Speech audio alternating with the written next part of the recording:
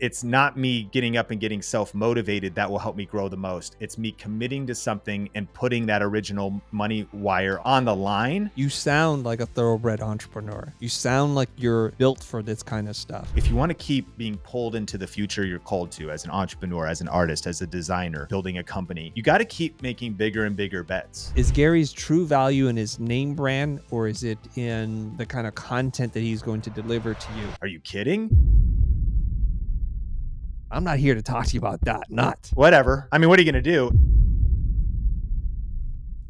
There's some things that are more caught than they are taught. Taking risks for sure, but not betting the entire farm. Like, this better work or else we're gonna have to lay off the Think Media team and this whole thing's over. The report we got from attendees at the end of it was like, wow, this thing just came together, man. It's amazing. And I was like, oh yeah, no, it didn't. I didn't know that this conversation was gonna happen, but here we are. We're finally here. Sean Cannell rhymes with YouTube channel. I've been saying your name wrong all this time, Sean, and I'm glad that you said that, so it's super clear. He's written the book YouTube Secrets along with his friend Benji, who we've chatted with. So if you want to know all things YouTube, and he also has his channel that we're chasing. In full transparency, I'm chasing you. We're getting closer, and then you put some distance between us, and I don't like that. I tell my team, let's catch up to Think Media. You review all kinds of camera gear. You have tips. You have a lot of different creators, so there's a diversity of voices and talent. I'm not here to talk to you about that. Not. Through your generosity, was able to attend Grow with Video live this past, a couple months ago in Las Vegas. And first, it was great. It was a well-run production, top to bottom. You had superstars, Sean. You had superstars like, like Gary Vaynerchuk, Patrick Bet-David, the Hermosis, and Ryan Pineda. You had a lot of people on stage with you, and it was awesome to see. And as a content creator, I want to know what drove you to go to this scale. Well, Chris, thank you foremost for coming on the show. Love and respect your work so much and all the impact you're making in the world. This could be a fun conversation because it's been such a journey to what is officially Grow with Video Live 5. And so it was our 5th event. It was our 5th year. We never missed a year ever since we started. And we went to, like you said, scale. We really scaled up way beyond our comfort level. The story we're about to get into, I guess, in this conversation is the greatest leadership development year of my life. The journey to Grow with Video Live was painful, challenging, exciting, stressful. And I think just a little bit of backstory. The first year we did it at the Red Rock Hotel in Vegas. Our friend Shalene Johnson spoke, and then it was mainly us, a couple other friends. It cost us $100,000, and I was terrified for the size of our business, betting that much money, putting it out there. We lost 20 grand. About 100 people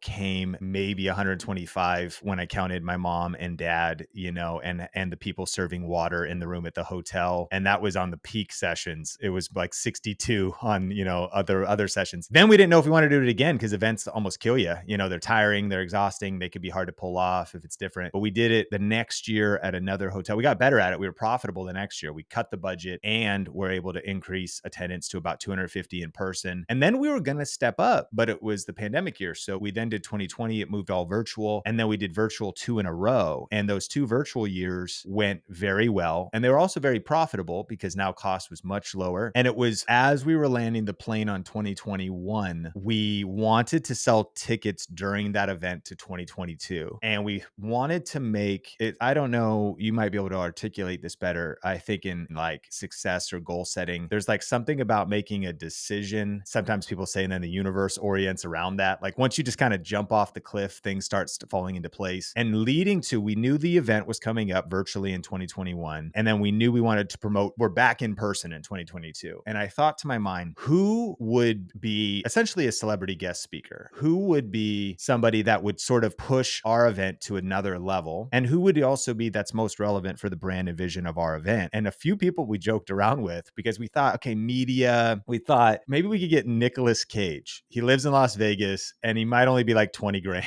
because if he has to just drive over from his house, like someone said that, who knows if that's true. And obviously that kind of makes no sense. It might've been kind of funny. We're like, would they be targetable in ads or whatever? And we're like, what if like Arnold Schwarzenegger? Like, it's interesting. He's been in media. He's been in different things. And then of course, one of our things was Gary V. And we kept like just trying to brainstorm around even non-media creator, but when we thought like who not only has kind of like A-list, especially in the entrepreneur social media world, credibility and is the most known, it really is Gary Vee. Like even you step into somebody else like Patrick Bet David, and he's actually like one of my heroes, but he's actually in a lot of ways a lot less known, really known, but like almost no one knows PBD. A lot of people know Gary Vee. There's crossover. So that was kind of like that lead domino decision was, could we even get Gary Vee? And at first I talked to my friend Pete Vargas and my friend Brett Knudsen, and they both knew Zach ultimately, who was his guy. And they were like, yo, we can get an introduction. We finally got an introduction, talked to Zach, found out his keynote fee at the time was 150 plus 5K for travel. And when we heard that, I about fell out of my chair. And then you start thinking you should negotiate speaker fees. You should, you can try at least or whatever. But I just was like, I don't know. He's busy. I like, let's just go full fee. And so we just were like, okay, commit. So that's, 70K. That was more than year previous. Like the year previous, we were able to pull the whole event off for like 40 grand. So like, his total fee was more than I made in my first year of business. Like, what are we talking about?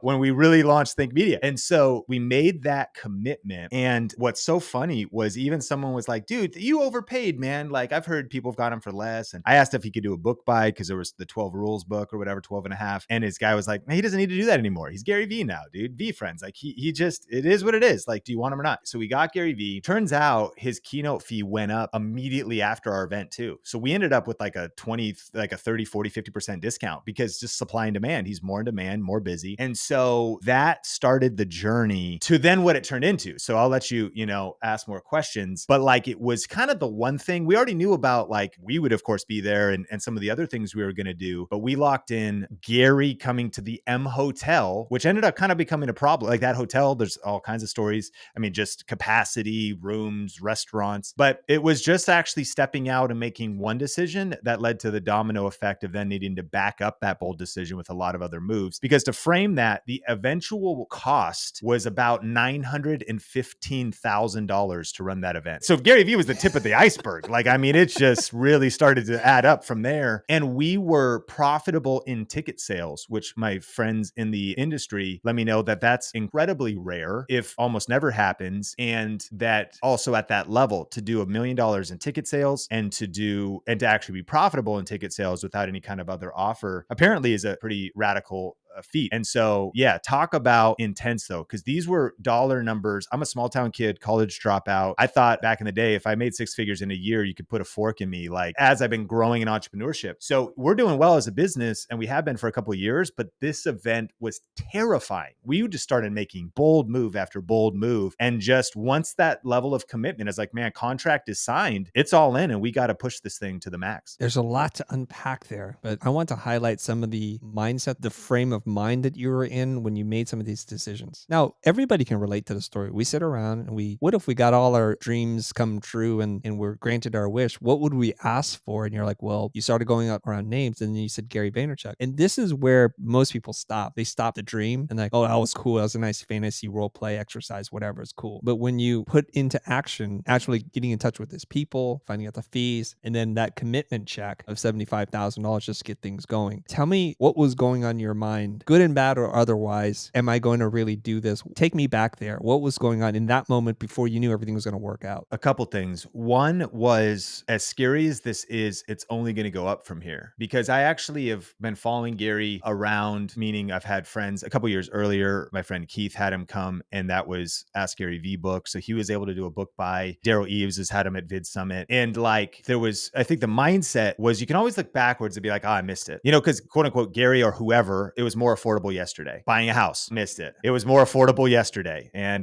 current economy, it actually might be more affordable in 3 months. But like ultimately, we can always go, it was more affordable yesterday. But the other way to frame it is someone like that, their trajectory, he might be even more unreachable or probably will be more unreachable in a year. It'll actually be more expensive. And then turns out, so I would never could have known that we were actually literally had I waited a month, his fee would have been different because of supply and demand. So what seemed shocking and scary, and of course we had to back that up with revenue, what ended up actually actually being a good deal, the first thing was just not letting fear or hesitation once I had, kind of wanted to make the decision. The second big reason to answer your original question was also Grow with Video Live's intent purses. This was a brand play. So I've been around long enough. I've done enough of the events to say, what's the purpose of the event? So you could say, is the purpose of the event to have financial arbitrage, to make as much money as possible? Not a bad reason. Like, okay, how can we keep costs low? Maybe not even try to blow up attendance, not even do paid ads. Let's say, let's do email marketing because our community that loves us could come out. Therefore, expenses are low and we could have, profitability could be incredible. Is the purpose profitability? Is the purpose brand building? And that was the ultimate goal of this. Another question would be, what happens if we lose? What's the worst case scenario? So of course we'd recover some income to pay off the fee and other whatever. And I just started thinking, would even $150 just lost kill our business? It wouldn't. So thank God we're in a place where it would sting, but it wouldn't be fatal. So years ago, 100K scared me, but that wouldn't have been fatal then either. We could have recovered. So we're making intentional risks, but we're taking risks for sure, but not betting the entire farm. Like, this better work or else we're going to have to lay off the Think Media team and this whole thing's over. So it was a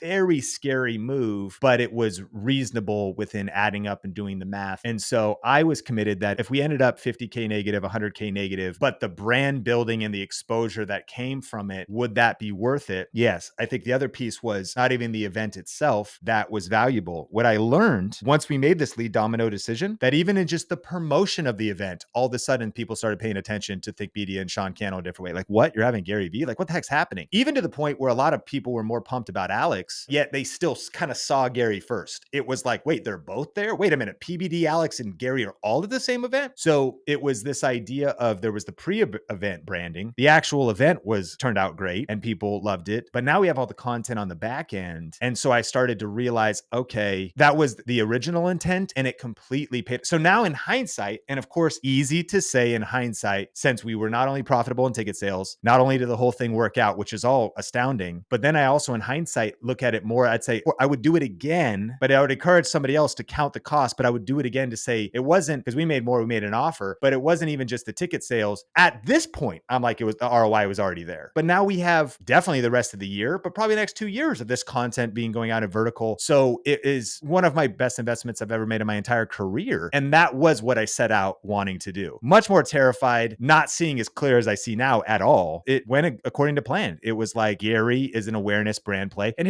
I had friends telling me this too, and I knew this intrinsically, that the other key about Gary was leverage to invite other speakers. As soon as he's confirmed, like for example, Vanessa Lau, now she had spoken at our event virtually the year before, but literally this is what I said, hey, would you be interested in speaking? She looks and sees Gary's there. And she told me later, she goes, as soon as I saw it, I stopped thinking. I just said yes. And I was like, I don't even know if I'm available those dates, but I'm going to figure this out. And so it was also, it's that whole lead domino idea really was my thinking. And, there's a recent book called Be Your Future Self Now by Benjamin Hardy. Great book. I love Benjamin Hardy. And he says that if you want to keep being pulled into the future you're called to as an entrepreneur, as an artist, as a designer, building a company, you got to keep making bigger and bigger bets. I remember early on in my career, right, there was bets I made that were terrifying then. The bet could have been when I bought Kajabi to host our online course, and I paid for the founders deal, which was $997. And you locked in for life. So they had all the bonuses and perks, and they were just starting. I just talked to the CEO of Kajabi. I just spoke for them at VidCon. And I told him I'm a founder. I got the best deal in the world, 5 years ago, because now it's monthly and I have unlimited sites, unlimited courses, unlimited emails, unlimited everything because I was a founder. But that 990, I didn't even have that stuff yet. I was starting and I saw that it was a good deal. I knew that if I put down that $997 on the software, the SaaS to build that education side of our business, it would also be a domino. And humbly said, like, now I look back and there's zero financial friction on $1,000 decisions for me now. You know what I mean? It's like, yeah, if it's gonna make sense for the business, like the team can make all kinds of decisions of more money than that. But it was a risk. It was a bet. It was terrifying, 2015 when I'm starting Think Media for what this era of it. So you got to keep making bigger and bigger bets. And that was definitely one of them. So the mindset was even pushing myself into personal growth. I also knew it would push our team into greater leadership development. I trusted that it would not kill them. It almost did. I mean, in the sense of like, you want to talk about exhaustion, push to our limits of like our skills, just playing the game at that level of doing the event was very stretching, but I also had confidence and it proved to be true. We were built for battle and we need greater challenges. We need bigger bigger, mountains to climb, giants to slay within reason, not giants that we're not ready for. But I felt like,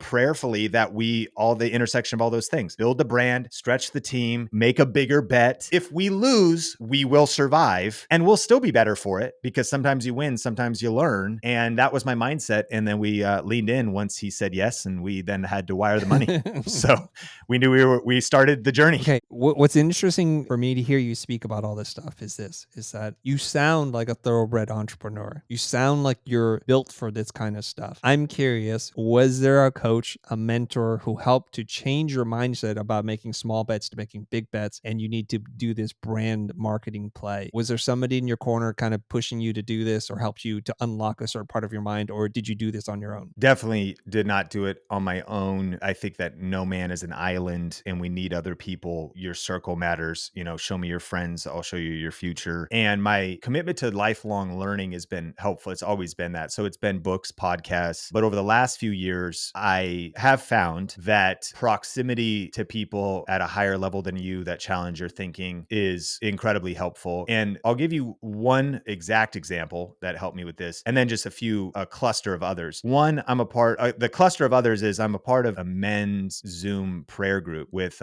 Christian guys that are in kind of like speaking or personal development, leadership, coaching, authors. And we meet every single Monday. And this is what I've learned. There's some things that are more caught than they are taught. So you read it in a book and you can learn it head knowledge, but when it's caught because of proximity from someone that you've built trust with, and there's a relationship there, and you kind of are getting to know them, and it just challenges you to do big things as well. It reminds me of a biblical example of David's mighty men. There was this guy, Benaiah, who went down in a pit on a snowy day to fight a lion, which is just a very obscure story, because you're like, what the heck for? But just kind of, it's a guy who's just got to do something. He's bored. He's got to go fight a lion on a snowy day. And you hear that, you're like, well, maybe I can take on a lion. You see David take down Goliath, courage transfers to everybody else. So being around guys placing bigger bets, doing bigger events, talking about budgets, and then also hearing their mindset, hearing that they're also, sometimes we put people on pedestals. They're terrified. Guys, can you pray for me? I just put the down payment on the hotel because we're doing this big event, and they came back to me and they needed another $30K for the VIP room. And so things are really thin. So that's been a big one for me. I'm in another peer-led mastermind, which same thing, whether it's just people making bigger bets. And these in the last few years of my life have been the absolute critical communities. But one particular relationship is, and she spoke at our event, Shalene Johnson, her husband, Brett Johnson, has been a powerful mentor in my life. And they've really helped me to think bigger. And here's the phrase. Brett actually has this tattooed on his arm, and it's scared money don't make money. He literally has that written on his forearm. And I've heard him say that, but it wasn't even just the phrase, it was watching them as well. So I got to speak for Shalene. I'm one of her students of Marketing Impact Academy from way back in maybe 2016. And so she also trusted me and believed in me. It was the first time I spoke at an event that size. I was terrified. And it's just having someone to give you a shot. Also, I got off. I was like, how'd I do?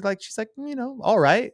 It'd be some good. I knew you would be good enough for me to invite you, but and I think she texted me as one of her students. She said, hey, would you be willing to speak at my event if you would allow me to kind of coach and mentor you through it? And I'm like, willing. Talk about the greatest gift in the world. Like any mentorship or coaching. Are you kidding? And so from being exposed to the events they were doing, the size of the stage, the moves they were making, scared money don't make money. And so that phrase has never left the vernacular of Think Media. It's kind of one of our mantras, to where you're really not going to have those big forward movements in your business if you don't take those risks. And I think this journey is perfectly modeled that, because $100,000 was terrifying year one. And then by year 5, that wasn't even the entirety of one individual's keynote fee. So it's like, we just continue to make bigger bets. And I would think and hope that it gets easier. And what I'm learning is it does not. The numbers, obviously, yes, they get bigger, but as we did this one, I was like, man, it was good. I think you have to be self-aware of your mental health, your team's health, the season of life you're in. Not every season is the season to go down in a snowy pit and pick a fight with a lion. But I think that there's seasons where you maybe need to self-identify. Have you been complacent for a while? Do you need to shake things up a little bit? And simply the virtue of putting yourself in pressure situations, I think, is important in certain seasons to force personal growth. That is a mindset that I understand, that it's not me getting up and getting self-motivated that will help me grow the most. It's me committing to something and putting that original money wire on the line, it was the greatest leadership development year of my life. It started from a decision. It started from a couple questions, some inquiry, and then it started from making a decision. And so scared money don't make money. That's the mantra. Wonderful. I'm trying to keep track of all the questions I want to follow up with you on. So this is going to be complicated. Hopefully my team can edit this together so that the narrative sequence happens in the right way. So I got this other question. I mean, it is a lot of work to put together an event, especially one of the size of investment that you're making. You're committing yourself to making $1 million investment with questionable profitability, break even, lose money. You're accepting of the consequences if it goes south. It's a brand marketing play. What toll does it take on your mental and physical health leading into this? Did you lose weight? Is the team stressed out of their mind, or is it just smooth sailing? I mean, the first thing that also happened was, again, I think you have to soberly evaluate the health of all parties involved, what they can take. And I think there's something to say about, do we have enough for today? So like, did we have enough money in the bank to make the first decision? We do. Do we have enough skill sets to get the ball down the field for the first couple of months leading up to this? We did. But one of the big things that happened was an absolute legend on our team, Melissa Caputo. She's our marketing director. She was basically our key point event planner at first. We knew that it was beyond her eventually, but it started with being entirely on her shoulders. And she's just an absolute, checking in with her. She's ride or die, think media. But at first it was super heavy, and we just would adapt as we went, meaning eventually mid-course, we then hired an external event planning company, Jesse Schwartzberg, who had worked with Tony Robbins and then other events kind of that style over the last 20 years. Now she has her own company, and her team kind of got involved. And these are the kind of things that also started to become really scary, because now we're spending multiple tens of thousands of dollars adding that on. But what I started to realize was this kind of weaving through a lot of things. But so yes, there's my health, but here's my greater concern would be like Melissa's health. Like if we keep going on this, she would have a breakdown. And also we probably we would not get to the end result we want to. And so it'd be a lose, lose, lose. So then it would be like, shoot, we're already have a lot of money on the line, but we got to bet even more money for multiple reasons: the end experience, the quality of the event, but also the team's health. Then of course there's the AV side of things. I will say, actually, this is a huge ingredient. Us pulling off this scope and deciding to do hybrid, deciding to do virtual and in person was a whole nother challenge, was me going to my friend Pedro Adeo's event and seeing that he had two companies, Crescent as audio, video, and lighting, and then Sage as handling the virtual side, in Zoom rooms with like 20 MacBook Pros stitched together through their proprietary software. And everything is more complex than you think. But having spoken at his event and seeing both sides, I go, there's the key. I go, we could do virtual. Let's see if we can hire these two companies. What ended up happening though was that Sage did not end up working out because of their schedule. And we did not know that until way too late in the game. So those are the kind of problems that started coming our way. So in answer to your question, macro, my health did not suffer. And I think it's from the prioritization of I continued to, I have separate health challenges of some like repetitive stress injury from typing, kind of a carpal tunnel. I just went through 21 injections, but that was sort of preceding this. I maintained spending time with family. Running is one of my favorite things to do to protect my mental health and have ideas. And I think part of it was also, there was a level of letting go of things I could not control. I think I could have just, I heard worrying, right, is like chewing bubble gum, thinking it'll solve, like it'll change the situation, or just like in a rocking chair going back and forth. And there's no doubt about it. These things were weighing on my mind, and the pressure of the finances. But I had to keep letting things go. I thought most about my team's health, protected my own health. And then I had to not be gun shy. It was that first decision forced me to make 100 more bold decisions and to not be slow about them. That's one of the biggest things I learned leadership wise. I was like, okay, we're already in this. It's kind of like the analogy of skiing, where if you've ever skied before, there's something about you have to fully lean into the mountain to where it's scary, where you're looking down. And if you only lean in halfway, you're still going to fall backwards. And so it was sort of like, okay, we tipped over the edge of the slope. We're going now, but I can't actually hit the brakes now. I actually need to hit the gas. And from the other side of the coin, that also could be delusional. That could be like, it's all sunk cost, but you're so bought in. I'm going to keep going into Bitcoin. It's just tanking. I mean, and who knows, maybe it'll all, but it's like, it could go either way, I suppose, because I could have been like, let's go all the way up to 1 million and we just get crushed. But I was making strategic decisions along the way. We need to add the event people as well. Waiting. We can't do Sage. How are we going to do the virtual thing? What software do we need to buy? Okay, who else do we need to hire? And so we started to rally around the necessary people. And that goes back to that whole thing where of you make that one decision leads to a million other decisions you have to make, but things start to happen in your favor. Problems you start to articulate to friends and they go, I know somebody that can help. And every second of the year leading up to Grow Video Live mattered. And the other thing I should add to the equation that made it the most stressful on our corporate health of our team was also that like we basically kept our business running the same way runs anyways. So I learned a lot that the idea and the audacity to go try to do an event of this scale, and you're not an event company, you are, this is not something you normally do, is extremely taxing. And we didn't really hire new staff for that or anything. In hindsight now, I realized that, okay, if we worked with Jessie and her team from the beginning, and of course, we learned so many things. That's what's really nice. Is actually, it truly leveled us up where we made a decision, as much positive feedback as we got, even before the event happened, we made a decision that we're not doing it next year. And we're actually not going to do it 2023 or 4 as a team director team before it happened. And once it did happen, half the team started saying, oh, just kidding. Look at how good the feedback was. Literally is off the charts. But the self-awareness of what we are not an event company. And yes, even though it would be smoother now. The other part was I was like, I don't really know where we go from here because we could have Gary back, but he's more expensive now. And that wouldn't be as cool. What is the combination of speakers? What do we have? Joe Rogan next? And are we just trying to one up ourselves? Like it accomplished the purpose for which we set out. We will keep doing events that'll be like send an email to our list and be smaller and more focused on like less going the celebrity speaker route, more like friends. But I threw a lot at you there. It for sure put some tax on our team. And to throw a couple things that I thought about, I think Casting the Vision, a highly recommended book is called At Your Best by Carey Nieuwhof. I actually had him on our podcast, really great dude. And it's about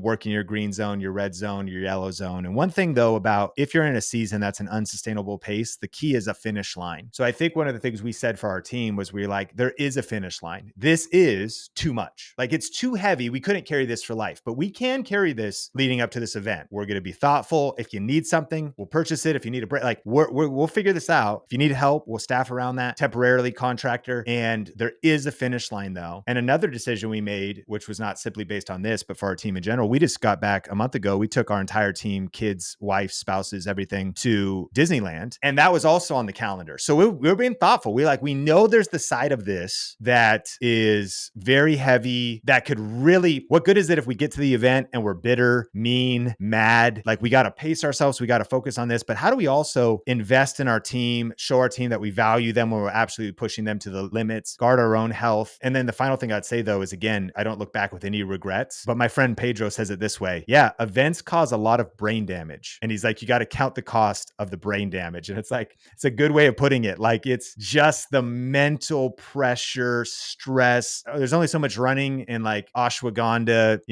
vitamin C shots you can take to try to, knock down that stress. Like it's just real. It's just heavy. And I think you have to make a decision if it's sustainable, if it's something you want to keep doing. But I am really glad we did it in this case because we did survive. That's for sure. We made it through the other side. I have some side questions here about Gary Vaynerchuk. He was your draw speaker. He's the person that makes other things possible. He's the person like people sit up and notice like, oh my gosh, because he's such a well-known entity and commodity within the space, right? You add that to your event and all of a sudden you level up. Some things I've noticed, I'm okay with saying this, and you may not, but Gary's often criticized, and I said this when he was on our channel, Gary, you're known for saying the same things over and over, and he has explanation for that. So is Gary's true value in his name brand, or is it in the kind of content that he's going to deliver to you? That's a question for you to think about. But one thing that I've noticed about him that bothered me more than it should is that oftentimes he's at an event and he speaks, but he's filming for his crew. I noticed you would ask him a question and he was looking at his camera guy, which was the opposite direction of you. And it made for a strange body language positioning. And I was like, Gary, turn to talk to Sean because Sean's talking to you. And he's a wild guy. You can ask him something and he can go off on a tangent, do his own thing. He's hard to wrangle. But what are your thoughts on that? Was it all worth it? Do you wish it were different? Or do you have any thoughts on that? These are great questions. And I think I am a very emotionally neutral leader, which on its one side has plenty of weaknesses, but generally I think as a leadership wiring is helpful. And for trying to just look at things the way they are. So the idea that Gary, well, he says the same things. That's pretty much what I expected, actually. In fact, if you're a Gary fan and you realize he uploads all his keynotes on his channel, you would certainly get some of the same stuff. So is that the value? I didn't expect that would be the value. I've also heard other people say, oh, don't bring in Gary Vaynerchuk. This person will deliver more tactical content. This person will be better. There's one person who told me this. They're like, I'd be better. And I'm like, I see what you're doing there. But I'm like, it's not really helping your case, because to simplify, it's exactly what you said. Like, he knows his value because they're really, especially in the social media, now Web3, there is nobody else that will actually map towards selling tickets like a Gary Vaynerchuk. When I mean being just emotionally neutral, yes, I wasn't thinking like, okay, he's going to be the most dynamic or bring the freshest or best content at the event. To your point, that wasn't the purpose. And so being neutral, of knowing what that is, battling the criticism internally from our team, not that there was really any pushback, but same points, well, we want to be known for having the best of content. Well, if we can't reach the 30, 40, 50% of people who would have never come to discover that there's also great content. So I would even argue we were cultivating the entire speaker lineup, a combination of known people who would draw people, and a combination of people that now they're in the room, people they don't know, but then someone goes, wow, Jasmine Starr was the best speaker. Wow, Heather Torres ended up being my favorite session. She was better than Gary. And you go, like, that's a surprise, but I'm looking from the emotional neutral, like, end from the beginning, reverse engineer kind of thing. Like, yeah, exactly. I mean, that everyone was playing their part. And I think that, not that it's a dishonor of Gary, but even just that criticism, it's kind of a mute point, because they're arguing from like, well, his content's not even that good. Okay, well, it is what it is. Like, other speakers want to be there as well, and he will sell tickets. I have total respect for both sides of the argument. I think that's the key of, I am emotionally neutral and trying to make a collection. A successful event does not happen from any one thing. It's one of the most dynamic media formats. It is the combination of it all, even to the point where someone could get offended of Gary's style and the cursing and everything else. But that'll be forgiven if the net thing of the event, if you have a horrible registration experience, that would be brutal, but people will forgive that if the content's amazing. And the ultimate goal is to make it all amazing. So on the first question, very absolutely aware, didn't expect to hear anything I hadn't heard before, but also learned that when it comes to super fans as well, that super fans, they don't care if someone repeats the same thing over and over again. And then it's an actual value of mine. It's even a biblical value of like the Apostle Paul wrote, it's no trouble for me to say the same things to you over and over. It's for your benefit. Like, repetition is the father of learning and the mother of skill. So it's like, we need repetition anyways. So yeah, if he's saying like, no, stop overthinking,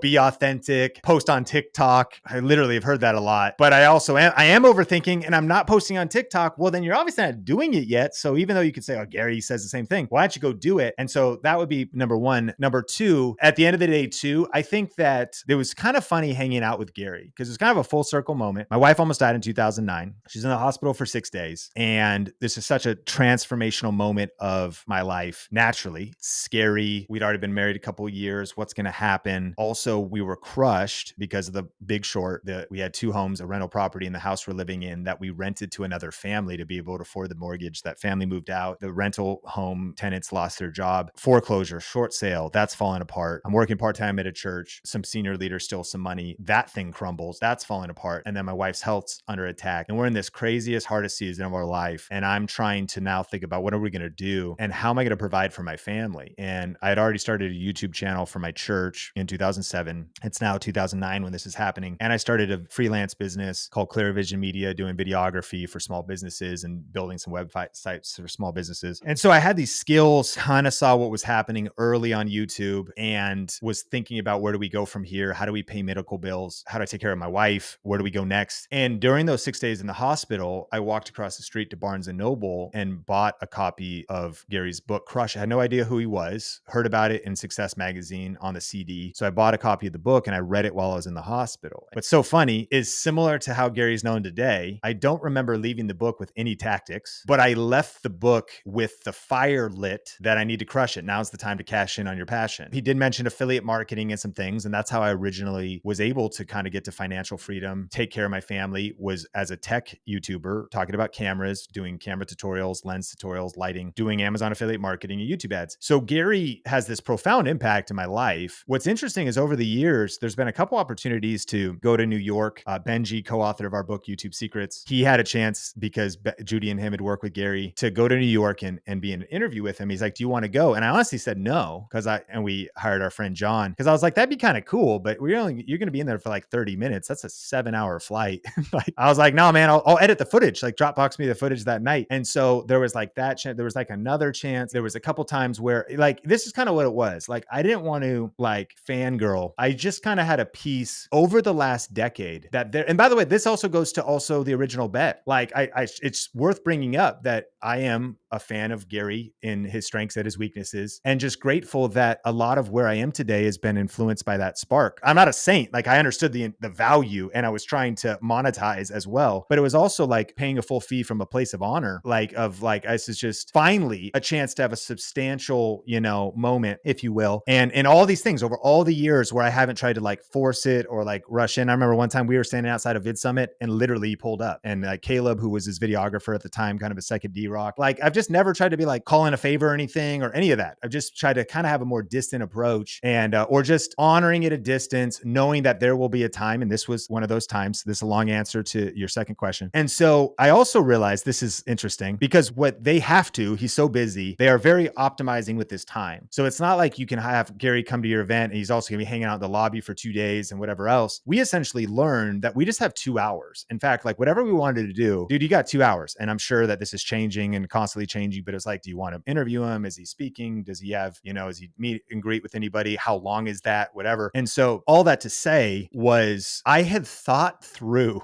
and planned out every minute of those 2 hours, had spent so much time preparing for this event and gotten to a place too of almost like letting go of all expectations. Like even in that, I could see he and Benji, he actually talked about the book and he shouts out the book. We have a clip where he's like, YouTube secrets, buy the book. And now the second edition was out. So I thought, okay, Gary's here. I could shoot a clip behind and like hold the book. I'd be like, hey, Gary, can you talk about the book again? And I didn't want to do anything like that. There was definitely the things I just was kind of like wanting to be at peace with the whole thing. I hope that our conversation will go a certain way or whatever. I kind of just like let it all go and just knew the things like we have his keynote. I've got my interview, we greeted him when he came out of the car. Like he's got photos to do with our platinum group or whatever. And so to your point, good or bad, I was kind of like emotionally detached. I was present, but like, I think I just not emotionally detached would be the wrong way to say it because that'd be unhealthy. I just had worked intentionally to be free from expectations. So like him pointing towards this cameraman, I mean, I respect it. I mean, he's Gary V. He's going to do what he wants. Like it was just sort of like being in and me and trying to let go of me hoping it went a certain way or like hoping it turned out a certain way and just intentionally preparing for that moment to be at a place of peace. There's no negative associated with what I'm about to say, but like it was an interesting 2 hours, like of him being present there, that it was almost like it was not surprising to me. And it was a lot less exciting than I thought it would be, almost like purposeful. Sometimes the biggest crash that happens for entrepreneurs is after mountaintop moments like Grow a Video Live or like meeting a hero. And I actually wanted to be thoughtful of that in advance. I wanted to kind of just downgrade the thing. Like he's Gary Vaynerchuk. He's cool, but like, he's just a guy. And yeah, I wanted to shout out my book, but like, I'm not trying to make anything happen. And I hope our interview goes on stage. It's kind of a funny vibe. I did learn he really interrupts people, but then I was also the way the banter ended up being. And one of my biggest things when people interview people, they talk over the person. They try to insert or build their own authority. And that's a whole separate conversation of that. I've already have been interviewing people for years and hundreds of leaders and entrepreneurs and creators and influencers. So I guess it was just sort of like, I was just trying to let the whole thing go. I was like, we've gotten this far. The marketing has been great. Our brand has already been built. The content will be the content regardless. I want there to be meaningful connection. I don't want to try to force anything. And so to that end, it was just letting go of expectations. It didn't bother me in a way, like nothing bothered me, but partly because I also was building up my mental toughness in preparation for that moment so that I didn't overly, I got offended. I thought we were paying you so much money. You should have like, just none of that. It was like, whatever. And so anyways, that's just a few thoughts of kind of my inner game leading up to that moment. That does explain a lot. There's objectivity, emotional neutrality, you tempering expectations going in and making a mindful practice of this. And I think if it sounds to me like he already had done his job, which was to be a draw for other speakers and also for people to show up. Because I know when I talk to some people in the audience, they're not people that I would expect to be at a Grow with Video conference. One guy was a plumber. It's like, what are you doing here? Oh, because I just follow Gary wherever he goes. And so to your point, he bought a ticket just so he can be within the proximity of Gary and just express his gratitude for him. Another thing that you said was, you know what? There was a dark moment that you're going through and you received some value from him. So it was your way to pay it back and to get value back. So you're all square prior to him even stepping on stage, probably. Yeah. So everything else was just like icing. It was all just a bonus at that point. Now, I'm a fan of Gary, but I'm not blind to it. I'm like, there's some things I just don't like and some things I do. I try to keep the good and forget the bad. But the part that really bothers me as a human being is that it's this cognitive dissonance that I have when he talks about being generous, about being nice, about being humble. And I wish just for me, and I know this is not true because I've seen him do this everywhere he goes. Can't you just forget about the media, the marketing, and just be there for Sean, with Sean as he's just talking to you and not cut him off and just answer his questions and at least make eye contact with him versus, no, I'm going to release this video in 2 days on Instagram and that's what this is about. Now I get it. He's earned that right. He could do whatever he wants. But I think as a leader, as a person who's trying to potentially be a model for other people, that once you achieve that level of success, because you've earned that right, should not mean you should exercise it. To me, my respect would have gone through the roof if he had just stop with the media and just say, hey man, I'm here to talk to you. Yes, you did book me for 2 hours. I will do whatever you want to give you the most value. And to me, he would have won over 1,000 people in that room. That's just my thoughts on that though. I also noticed something here. I don't know what role Brett Knudsen played, but he seemed to have a pretty important role being on stage, interviewing people, talking about his company. What is your relationship? Was there a formal thing? I don't know what's going on here because I don't know anything here. So take me behind the scenes. That was another connection point, and how the event came together was, I'm a person of faith, and I believe God works in mysterious ways, and I make it my ambition to follow as a Christian the Holy Spirit. And so there are certain moments when things get dropped, like, as I have morning devotionals and just prayerfully, thinking through things. And as the ship had already left the station, we got the hotel, we got Gary. It's also growing bigger than that though. We're like, because then there was the decision, I think, to make it over the edge, because Gary's a lot of places. So Gary plus what else? What makes this crazy unique? What makes this dynamic and unlike anything else? And to go back, one other strategic point was, my friend Daryl Eves has an event, Vid Summit. Now he's partnered with Mr. Beast, and it's much more angled. There's a lot of overlap, but it's much more angled. Mr. Beast can be more entertainers. He has some gaming creators speaking, kind of goes more that creator side. And so I was like, okay, what can we, Blue Ocean Strategy, at least be more number one in? And it would be if we go heavier entrepreneur side. And that goes back to like, if we had Ryan Trahan speak at our event, who's blowing up, going viral. He just did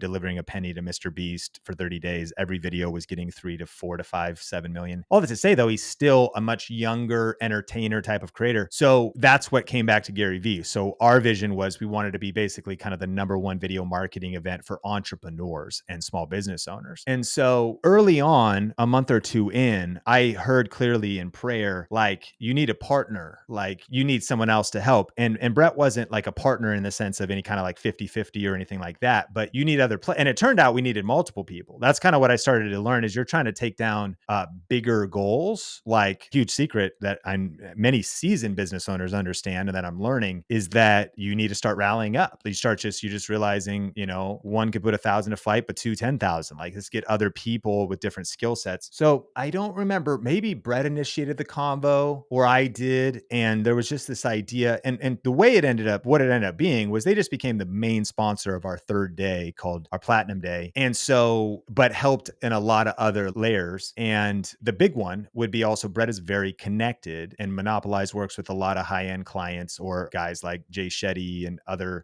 people that are kind of in the influencer space. And so Brett, the initial thing was, Brett, what is that going to look like? And by the way, and Brett would tell you this too, and his team, partnerships are not always easy. They're messy, or expectations, even if the expectations are clear, getting two teams working together. This is also why it was the greatest leadership development year of my life, is getting two different teams to communicate, then multiple teams. We ended up eventually having Monopolize, the event planners, and then Crescent Audio, basically as like 4 different teams all needing to communicate, trying to open up different Slack channels, trying to have meetings. And one of the things people would tell you is like, on the one hand, they'd say, yeah, our communication kind of sucks. And on the other hand, as a leader, you're like, well, yeah, of course it does. Look at what we're trying to do. I'm not trying to make an excuse, like, naturally. And we've never done this before. And none of our team has ever done this before. So different people came to the table. Now, the key thing there was they were going to run some ads for us. We ended up dual running ads. They eventually brought kind of a sales team, and we did some phone sales on a whole separate thing. But it initially started out with, they were going to build the website because they had that capacity and help with speakers. And what was interesting was we went to tour the M and we sat down for lunch.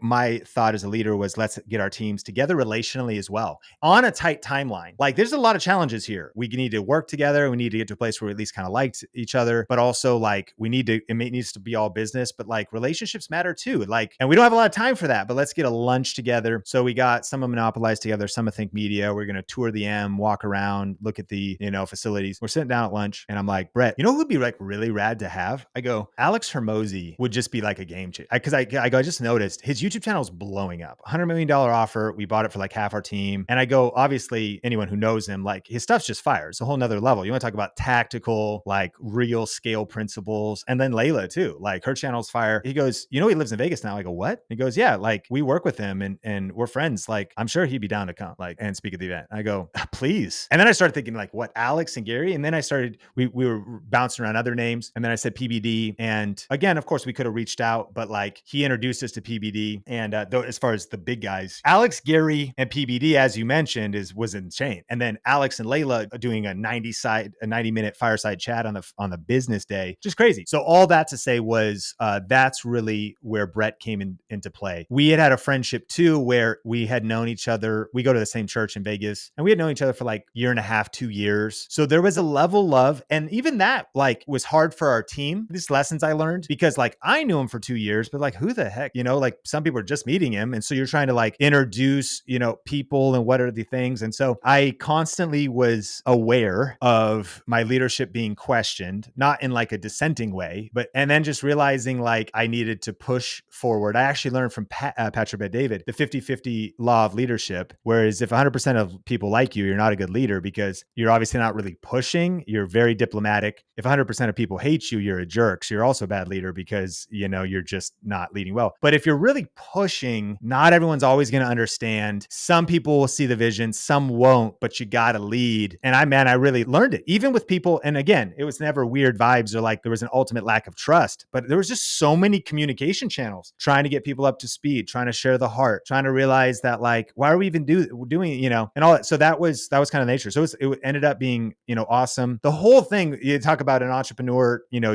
you're painting the plane as it's in the air. You're literally building a wing while it's flying. This was that for sure, because it was just one decision. And of course, you can always look back and question your decisions. Was it the right decision? Did I really hear God in prayer? But it was like, I still traced the whole thing because it wasn't, life would never be problem free, but our problems also can make us better. These are challenges to overcome. All I know is that this partnership, we need more help, and Brett really bringing to the table his relationship network. And then I started to realize we were just playing a bigger game. It's bigger than Think Media. And we learned a lot in the process. So that was kind of the relationship. Ultimately, they were a sponsor of the business day. They had a couple sessions, you know, Brett, as you saw, on kind of the main days. And yeah, we were just painting the plane as we were flying, man. I don't know. Hindsight's 2020, but we were just kind of figuring it out. And there was a level of the friendship there, but also doing our best to make a simple, not even like a contract. I mean, eventually there was one, but I mean, it's like a Google Doc of like, what are we expecting here? It's like kind of working through. And the punchline would be also to their end. We're not going to be able to pull an event off this size. Think Media is doing the heavy lifting. Think Media is, you know, bankrolling this whole thing. But I think we can bring value to the table. Can we bring value? And that's trying to bring things down to their simplest terms in a business relationship like that, was also to make sure as clear as possible. And to your end, like the thing already being paid, when you get into with Gary, like because of the prior investment, I liken partnerships to try to distill it down into the absolute simplest terms of what winning looks like. As I look back and I go locking in Alex and Layla, I was like, fair, like we're already good, or, you know, different things like that. And then hopefully the rest is gravy. And so I realized though, within the emotions, with empathy, that if two different design teams and two different website teams are trying to get communication going, that the down chain communication friction can happen. Like, why do we do this? And you have to, from this 50-50 rule of leadership, you have to be like, I know, we'll solve that. We'll cover that. I get it. It's probably someone's fault, but it's also nobody's fault. People are people. And it's also my fault. I mean, extreme ownership, everything's my fault. I'm the one who allowed this all to happen, but like, we can solve that. But if I'm trying to look from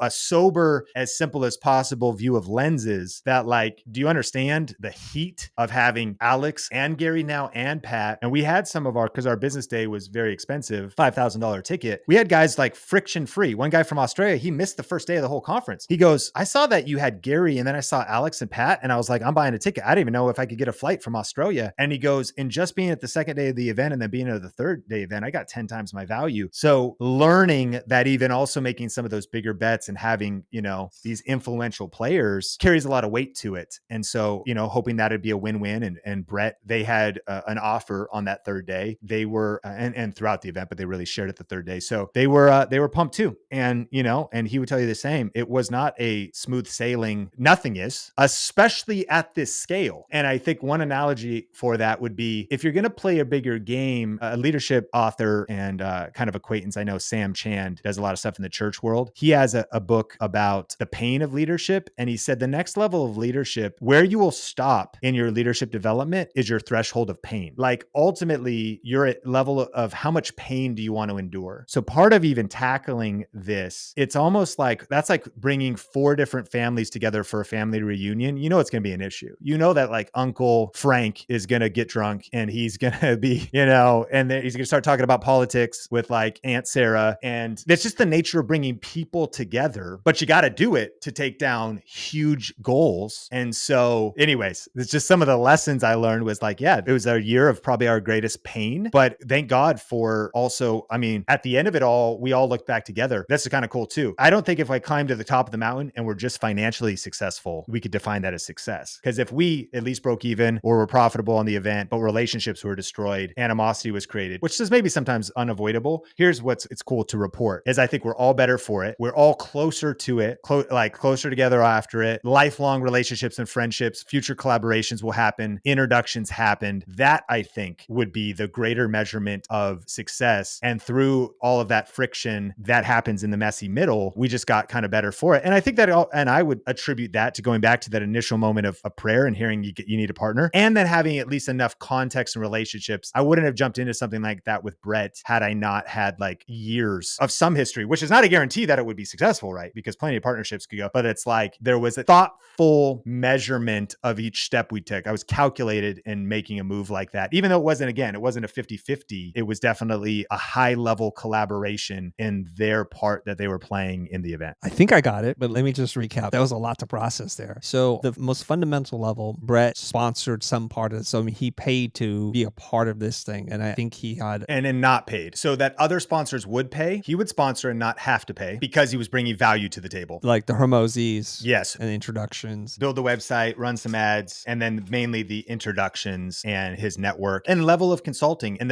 he's done a lot of stuff in events. And so bringing kind of monopolize his strategy to it, bringing the speakers, running some ads and doing some ad creative, and then building out the website. And then eventually, this was late stage, but eventually helping us for a final push in ticket sales by working with a separate company called Event Sales Agency. That was what ended up the model, which some don't like. And again, this was one of those leadership things. I get it. You had to opt in first to see the ticket price. And if you didn't, though, buy a ticket in, I think 5 minutes or 10 minutes, a sales team would follow up on the phone. My friends told me, yes. So it's funny from my vantage point because people are saying they're Think Media, which is true because they were us or they were Growth Video Live. It wasn't like they were being dishonest in the sense of like, we didn't allow that. But even people were getting DMs of like, I'm with Think Media's team. And the speed we were at in our desperation for survival, it was sort of like, will this be a perfect solution? Do we have time to fully vet this? It's also a weight of, will this be 100% on brand for us? And how far off brand will it diverge? And then even what will this even be? I don't even know all the answers to those questions, but I heard Jeff Bezos once say, right, that if Amazon had at least 60% of the information, they made the decision. So this is why it was the greatest leadership, because I was like, we're getting feedback from it, et cetera. But all that to say was that final push, they were making like 1,000 calls a day, which is gnarly. And we had nowhere near the infrastructure to do that. And then the fact that not only do we get to the place we got on ticket sales, but we also wanted to fill the event. You want to talk about events are the hardest thing to do at a world-class level to get people in the room. Here's another thing. We had about 40% didn't come. I mean, the tickets are non-refundable at a point and no complaints. They just didn't even show up. So the most people we ever had in the room was around 800 and we had like 1,200 tickets sold. So in my background doing a lot of different things and having a lot of mentors and friends, the report we got from attendees at the end of it was like, wow, this thing just came together, man. It's amazing. And I was like, oh yeah, no, it didn't. Like it may not have been how it felt. That was your experience in the restaurant. It's a whole different experience in the kitchen where we were cooking it up. It's Hell's Kitchen back here, man. We're shouting, we're figuring things out. I knew though, actually, you do need to oversell your events. You want the room to be full for the energy in the room, things like that. And so that was one of those final gas pedal things too. And so anyways, that guy had formerly worked for Grant Cardone, started his own thing, the guy that runs ESA. That's not my vibe. It's not Think Media's vibe, but as the event was taking on a life of its own to a point, and when we were pushing, that's a leadership weighing of options. Do we not push the gas and not do this? Which, fair enough, could have been the right answer. And things aren't so black and white. It's maybe not right or wrong. It's just considering, what do you want to end up doing? But yeah, that whole thing was its own learning experience as well. Okay. Just the nature of the length of the answers, I think I have 3 more questions for you, and we'll see if we can land a plane on this. I love it. Just quickly, because there's a follow-up question. Was the 5th iteration of Grow with Video a big win in your book? Oh, huge win.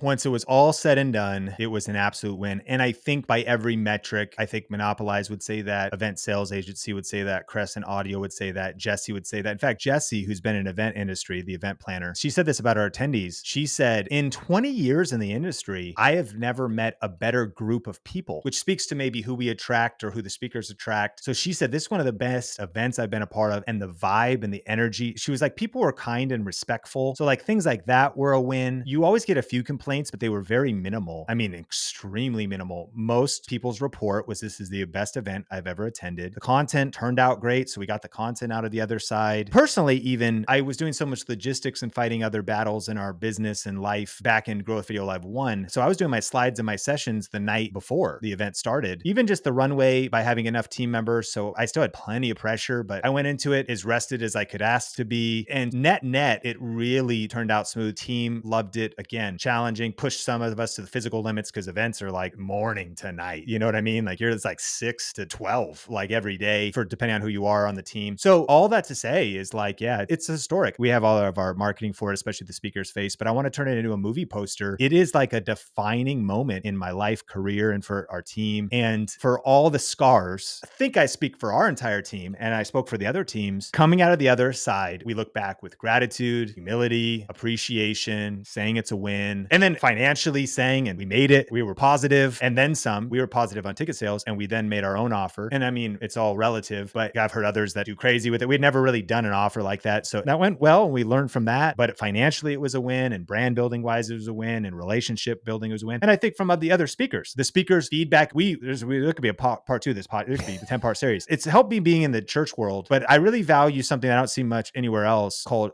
which would be honor. And I've spoken at maybe 100 to 200 events now. I've never experienced like what we did for our speakers, whether that was how they got to the hotel, having someone to host them, giving them gifts. I shot videos for every single one of them and had video cards in all of their rooms, the way we treated them as speaker lounge and all these different things. And for us, that's based on the principle of honor, which is one, a reflection of the culture we want to create at our company, but also two, the idea of we want to make an investment. That was part of it too. Like if we can use all these dollars to invest in people and in brand and in content, that's what we're investing in. We're not actually investing in the financial arbitrage of this one event. So I'd like to spend, like everybody that was a speaker on the video, I said, and hey, if you want to take advantage of the M Spa or whatever. Now, again, I don't know if other speakers are listening to this and you've been to some events. I've been to some amazing events and have been treated decently well, but I've also been on the other side of the spectrum. I've been shocked by how poorly speakers can be treated. So we absolutely were intentional about every detail of this event. From me being in all these different experiences I had, we added them all together and we truly set out to try to do the greatest event from an attendee standpoint to having the volunteers take care of the attendees. The result was I actually feel proud and that we got pretty dang near as good of executing our intent as possible. Real quick question. I realize I actually have more than 3 questions. Real quick question for you. So it would have been all right for you, still would be considered a win if you produced this event and lost some money. Most people don't go into the event business because they plan to make a ton of money. Most. They know it's a loss leader for other things for you. It's a brand play. You also mentioned that there was an offer. Do you mind sharing with us, like you did $1 million in ticket sales. What did you do in your offer sales? So our offer was $5,000 and we did 80 units and we did not even all at the event, but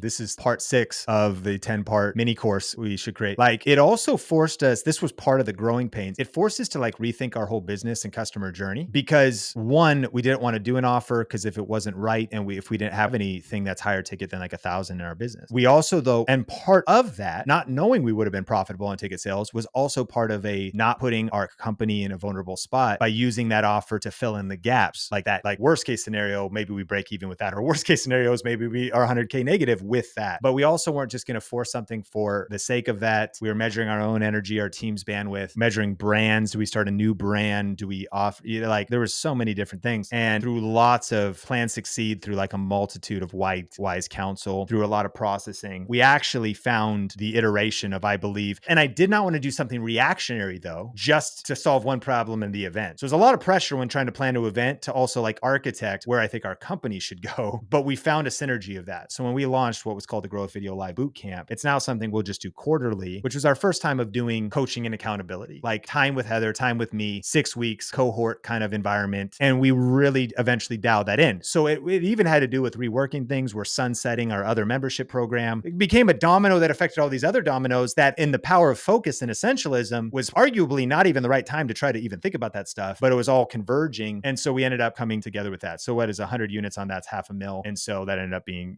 400 and not all collected at once. But therefore we ended up at like 1.25 with about 350K profitability, which is actually incredible. I have a friend that runs one of the biggest running events in San Diego year over year, multi-million dollar budget. And they're running on events profit margins of 15, 20%. And so I'm not good at math. You might be You outperformed that. yeah, it's 30, 35% profitability. And we checked all those other boxes and pulled out what we hoped to be no stops, whether that was, because you were a part of the platinum experience in the business days. So whether that was the event and the food there, I mean, there was times when our VIP room filled and we had to move VIP, which you were in those lunches, to the pavilion, which was another 40K. Like we were just in a place where like, I was just like numb to it. They'd be like, listen, if we're packed here, but if we move it to this next, it'd be like another 40K and then food and bev. And so like, you're just playing at that game. You're throwing around 5K and 10K like it's a joke. I mean, whatever. I just got to sign off on it. And trust me, I was numb to it, but like I was still calculating it. And it was like, yeah, no, we got to keep making bold moves. Like, so when we moved to the pavilion, there was only like 1 week, but event sales agency was in place and then I talked to Brian and I was like, he's like, yeah, we have a lot of leads to still follow up with. And I'm like, well, if we're full on VIP now, how many more VIP or platinum tickets would we need to sell to pay off doing the pavilion? And if it's like, well, if we do 2 platinums and da. And so I was like, okay, calculated risks at each step of the way. And so anyways, yeah, so it's great. So it turned out really good. And that's a whole nother win. The pressure, my friend, going all the way back to the lead domino, that was my intent. I was like, this pressure, if it's not going to kill us, and it didn't, will make us better. It made our company better. It streamlined our product line. It just put us into a pressure situation that forced a lot of things. Of course, it could have gone the whole other direction, but that's a whole nother aspect of the win. I believe our product suite and our customer journey is more dialed and more clear now because of needing to get it right because of the pressure of this event. Here's something I remember that was really funny. There's 2 moments, quick answer, 2 moments. One was when Gary was doing his own thing, how when he would finish talking, you would just soldier on, like, let's just go right back. He's dropping F-bombs, he's saying crazy things. And then you just kept going on like the Terminator, just having a conversation. I remember it got a good laugh from the audience just because you're so determined to get through it. The other part was you went to do a talk and you talked about something about fishing and there was a metaphor and then you were kind of stumbling through it. Was that a planned fumble or was that just you know what, I lost my place in it, I'm just going to own it and just move on? Because they both got like really good reactions. It's funny you remember that fishing moment. No, that was an absolute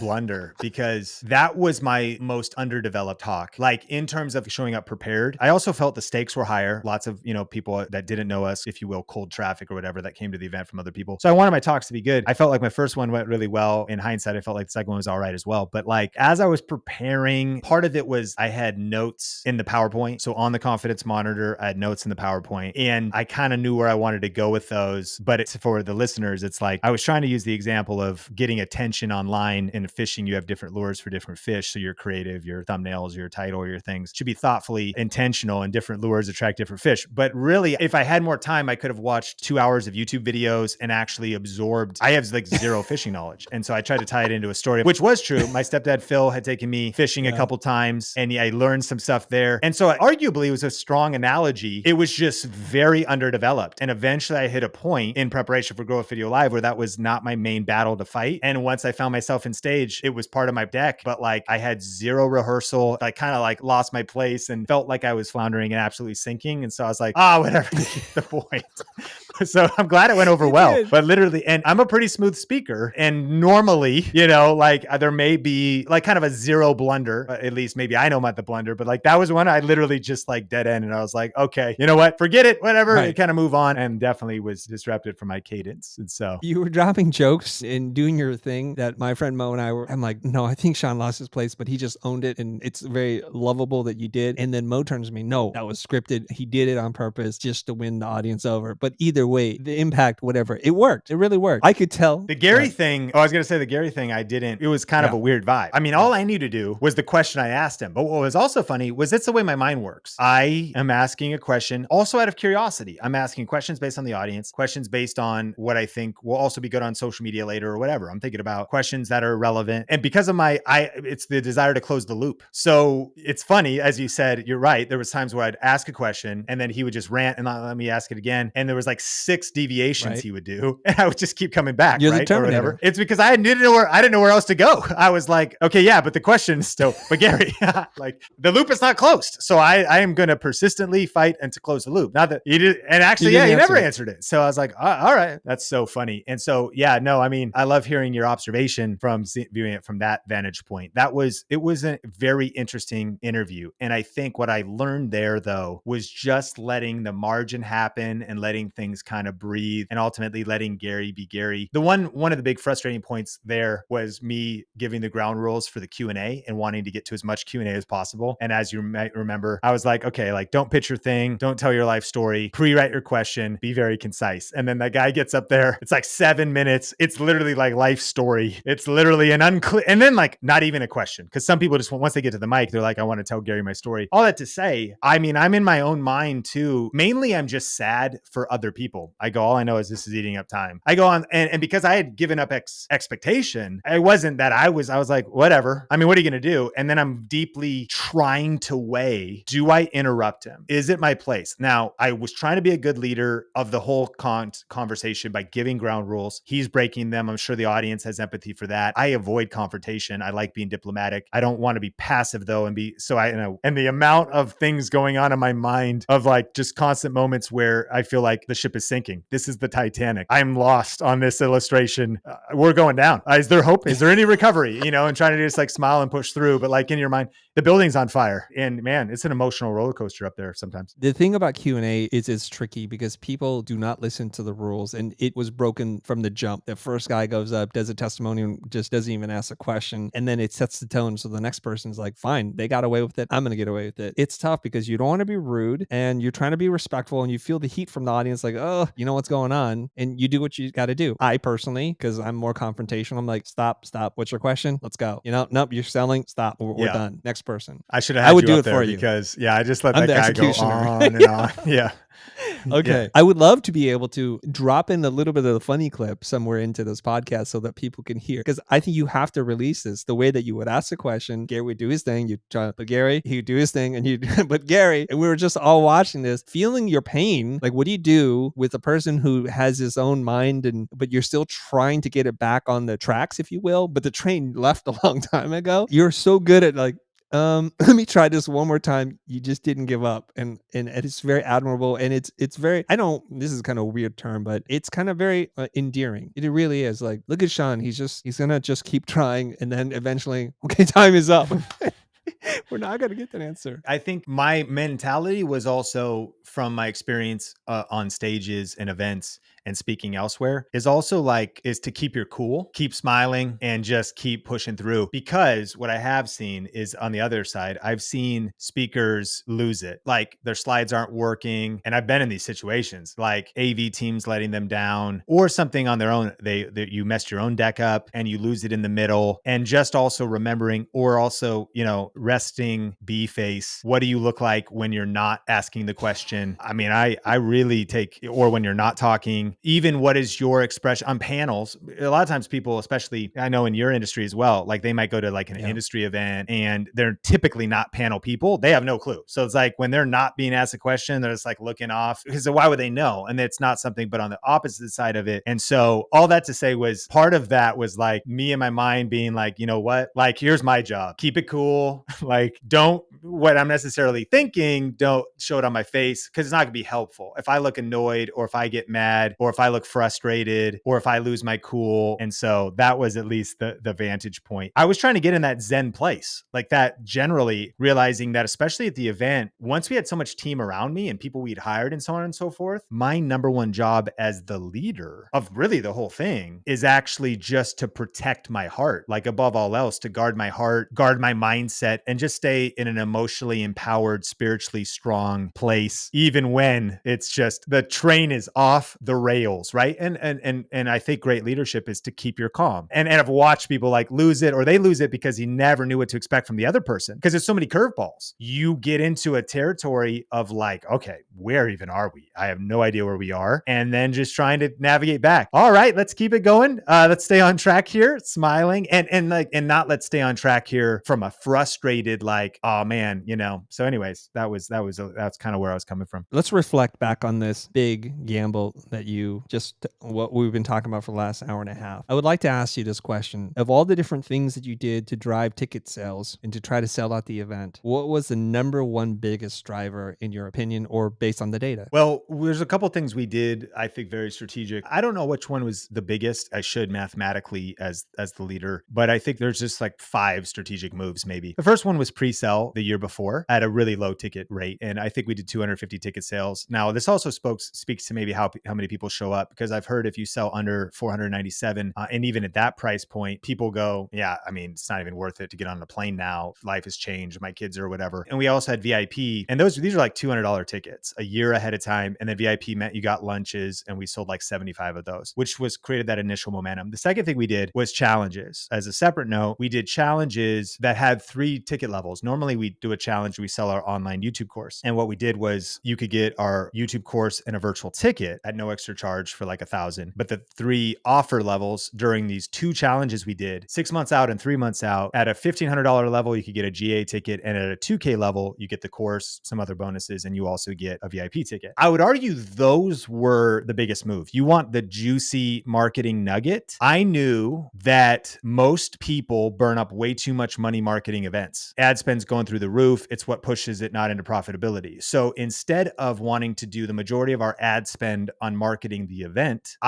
we did the majority of our ad spend on challenges, which we already knew worked, and tied the event to the challenges. Another way to put it would be, when we do our challenges, we have spent 50, 100, 150, 200K on ads, maybe more than that, maybe $250,000. And we already knew we could do them profitably. So then my thought was, I would rather do that, also have the email list build, also have the digital course, which we can scale profitably, and also promote the event. So if there was one thing, it was the 2 challenges where you could call it, it's all gravy too. Does that make sense? Like, so we spent, maybe on the second one, we spent like $100,000, but like, I wouldn't even count that towards the ad spend budget of the event, because the challenge in and of itself was profitable with the offer. Yes, of course we had fulfillment, and I'm not even sure how we did the math. Like, we did not calculate that ad spend because it was unnecessary to calculate that ad spend. And then you finally get into the last push. Organic could be a big one. I mean, Think Media, people who know us, the videos on Think Media, there was definitely some strategic, creative, our podcast listeners. So we hit all the organic our email list, educating. And one guy who is worth studying, I don't even know where you could get this content, but Dan Kennedy is a legendary direct response marketer. And he does have some teachings out on selling out events. And his first thing is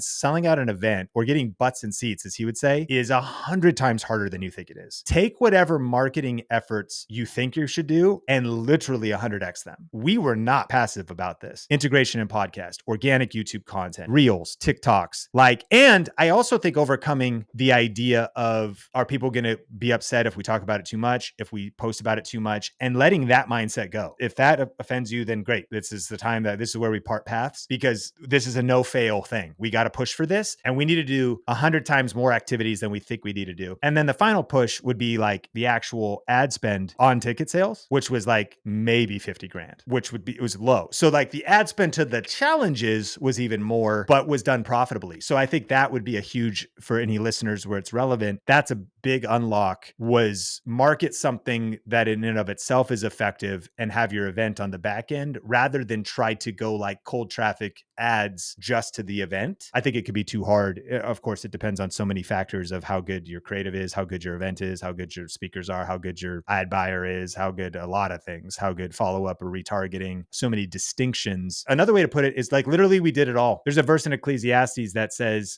plant your seed in the morning and water in the evening, because you don't know which thing will actually produce the result. And that's kind of what we said. We're like, what are effective marketing channels or things we could do? Let's do them all at as best level as we can, 10 times to 100 times more than we think we should do them. And then mind you, Chris, this is crazy, right? At most, we had 800 people in the room. The 1,200 tickets sold, the amount of reach and by the way, virtual is 1,000 people, about concurrent, kind of like 700, 800. So there's the whole virtual side, and that's amazing too. There's recordings and all kinds of things. But like, to level level, Gary V, Alex and Pat, like Vegas, like communication is, and by the way, you're in a pandemic world. Flights are up. Life is happening. Do I actually really want to get on a plane? Am I even going to show up in every session? I'm just going to go to the pool and just go to Gary's session. The level of like difficulty in, as Dan Kennedy would put it, getting butts in seats is absolute insanity. So it's not for the timid. If you want to, on the back end, say like room is full, though, event is fire, things are amazing. Yeah. And here's what it took, to ultimately reach that level. You mentioned challenged. Can you tell me one of the challenges that you ran just so I can understand what you did? Because that seemed to be an integral part of how this became a success for you. So we do like the Tube 1K challenge, how to get your first 1,000 subscribers and earn your first $1,000 with YouTube. 5 days of free content and in a Facebook group. Challenges were made popular back when to be like a fitness challenge, like a 7-day boot camp to lose 20 pounds. It's one of the best marketing methods for almost any business. And people do 3-day challenges, 5-day challenges. That's another podcast episode in itself too. We found them to be very powerful. It's the focused intensity. It's the level of free content. It's the actually a challenge, like we're going to give you daily homework and all that kind of stuff. And we had done them. Fortunately, this might have been challenge 8 or 9 for us or 10 for us. So the confidence, that was my marketing strategy, was like, the challenge works. Let's get more virtual tickets at the exact same price point of what we've done in the challenge in the past. And then let's add these other 2 ticket levels. And so that then is just a push forward to say, and then by the way, so here's the cool thing. You can watch online from anywhere in the world at what it already has. We knew how to do, we already had the content on the challenge, which we always try to improve and make better, but we already had the ads sequences down and the branding. So we've done the Tube 1K challenge, the YouTube influence challenge, I think it was called Tube influence challenge. We've done and they've been similar. We've done a 7-day, we've done a 5-day. We just keep we do maybe 3 a year. Once we had like our one big thing that our business was mapping to, not at the expense of everything else, it was just like orienting our energy towards, while simultaneously, but all being towards Grow a Video Live. So Grow a Video Live became the countdown. So it was this chance of like, if we do this, let's also tell people about Grow a Video Live. If we have a challenge, let's also, tie this in some way. If people meet us somewhere else, buy the book or, join somewhere else, like let's just hit it from different things. And so it was the intentional weaving in of Grow with Video Live being a part of that. And so that's what a challenge, that's how we did it. What's one thing you would do differently? One could have meant I hustled harder. So the even better thing would have been to reduce things on our calendar. So the biggest mistake I made was, whenever you say yes to something, it is a no to something else, right? And actually, whenever you say no to something, you're saying yes because having more free time, because you just said no to this. I could have really discerned how heavy this was going to be and given us more margin, because rather than just allowing us to basically keep our day-to-day the same at Think Media while also trying to run $1 million event, which is insane in and of itself. That's its own business, by the way. If all a business did, a 7-figure business with a 30% profitability, like if all the business did was like spend $1 million and come out at 1.3 after you pay all the staff and everybody else, then that's an incredible annual 7-figure business, and the 48 other things that we do in Think Media. So for myself and the team, if I would have allowed us to say no to a couple projects to create a more margin, which kind of affects the second mistake, which would have allowed me to make key decisions sooner. Like if we would have got Jesse's team on sooner, there would have been more peace about it, like the event planner sooner. So in the first 3 to 6 months, by being like, oh, Grow a Video Live's a year out, and not neglecting it in that regard, but realizing there are just some strategic decisions. If I give myself less or the team less, said less to 1 or 2 projects, so that some clear thinking and some just hustling through to make some key decisions earlier, the downstream consequences would have just meant more peace of mind, more health. Not only do I have to own that, but that's a big lesson of the pressure of leadership, is trying to think through of the second, third, fourth, fifth, sixth order consequences of making a decision or delaying a decision, and who that's going to affect 6 months or 9 months later. And not that I need to justify or give myself grace in it, but this is why I hope that this episode's also been valuable. This is why it's been like the greatest leadership year of my life, because the grace that I would have for myself is just like, yeah, and what do I know? Like, what do I know about running $1 million event? What does our team know? And so the list of lessons, this is why it's so hard to not do it over the next 2 years, is because I literally feel like we're built for battle now. Like we just know so many things we do different. And I do believe, again, we will still do events and it'll look different. And maybe we'll come back with a major bang in 2025. And who knows, 10,000 people, Mandalay Bay, arena, T-Mobile Arena, Las Vegas, like who knows? But you sometimes, like that'd be my encouragement encouragement for the team. Oh, we could have done this better. I'll be like, are you kidding? Yes, it was a growth video live 5, but this was literally the first time we ever attempted something like this. So the fact that it came out the way it did, how much more if we were to do it a second or third time? All the artists and designers listening to this know that their first attempt, or that, your first time trying something, it was nowhere near you becoming the master craftsman of a little while later. And so definitely thinking through making hard decisions, creating the margin to make the right decisions earlier and not delaying, because the downstream effects are heavily affected by important decisions. It sounds to me like if I were to sum up the 2 lessons that you just shared with us, I could probably say it in one word, which is focus. Doing too many things, you focus in, you would have caught whatever decisions needed to be made, but you had too many different things to do. And it is a Herculean effort to try and produce an event of the scale in which you did. Which takes me to my final observation, reflection on all this, and a little backstory that you may or may not know about, which is I'm in Las Vegas like a month before. I'm at a MoGraph meetup, and our mutual friend Jace says, hey, are you going to Sean's thing? I'm like, I don't even know what Sean's thing is. Tell me about this. And he told me about this $1 million gamble that you're going to make. I'm like, why would he do that? You're not going to be financially whole. This is the craziest thing ever. And I wonder what the media play is going to be like. Okay, I understand the brand play. I get it. I understand. And so you and I, we're alike, but different in several different ways. We're similar in terms of our YouTube channel, in terms of our subscriber, a similar amount of time building our content online. I started in 2014, kind of just as a hobby. I think you were 2015, and seeing your growth and all this stuff. This would be an interesting case study to study how 2 entrepreneurs work. You saying, make bigger bets, you got to go for it, and scared money don't make money, and me just like tried and true, like just steady as she goes. I'm super curious what happens in a year, 2 years from now. We look back on this moment where you made these huge gambles, had this greatest year of leadership growth, and how that transforms you. We didn't even get into those bits because we're just so focused on the event itself. You have changed as a person because of the event. So forget about the money or the profitability, if you built a second business or not. I'm just super psyched to plant that seed here today, to kind of just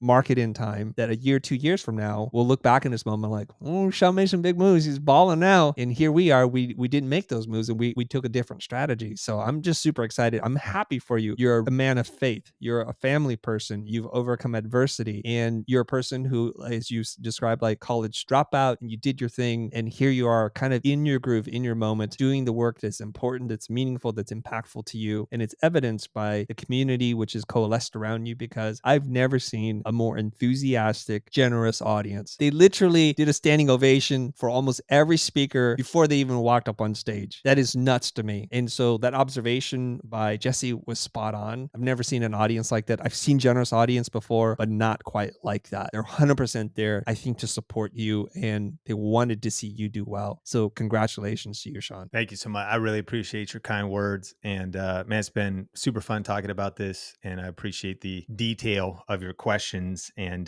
this is kind of some geeky content, but it's been quite a journey. And I look forward to continuing to connect and building together over the years. Likewise. And my community, when they heard about you coming on, I'm like, when is this episode? Just relax, everybody. This is coming out. So they're geeking out too. And I told them, I'm going to ask you all these questions that oftentimes I don't get an opportunity to ask, but also because the person doesn't want to tell me the answers. And this is one of these perfect moments. You're very transparent. I am too. You're very open about everything, strengths and weaknesses. You're super humble and grounded. And I love that. I appreciate you. Thank you for your time today. Now, Sean, if people want to find out more about you, how do they continue this conversation with you? Yeah, I mean, you said it, Sean Cannell, rhymes with YouTube channel, at Sean Cannell on Instagram. And I think YouTube Secrets, if people are interested in YouTube, the second edition book just came out, and it's 80 new pages updated for a new decade. And then, yeah, you can look us up. I think Think Media is the YouTube channel, and Think Media Podcast is a weekly podcast that we do on YouTube and audio. So anywhere, would absolutely love to serve, love to help. And we're on a mission, honestly, to double the creator economy, and specifically through the vehicle of YouTube. And we're a team of creators now trying to help people with the best practices of starting channels, growing your business with YouTube marketing. And so check us out, Think Media and Sean Cannell on social media. And for everybody who's listening to this, we'll include those links and references in the show notes. So make sure you check those out. If you're watching this on YouTube, they'll be right below. Just please start there before you ask the question. We'll include that in the show notes in the description. Once again, thank you very much, Sean. My name is Sean Cannell, and you are listening to The Futur.